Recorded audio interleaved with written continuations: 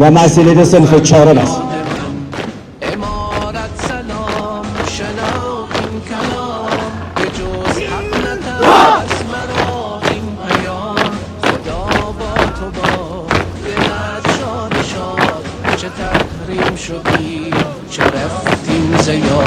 جهاد و نبرد سرنوشت من است، چو دشمن همیشه مرا دشمن است. مرا ملتی پاک و هر دم شهید، همه شیر میدان ز مرد و زن است. زیادت مبر ای مرا هموطن، رشادت بود ریشه جان و تن. شهامت شهادت همین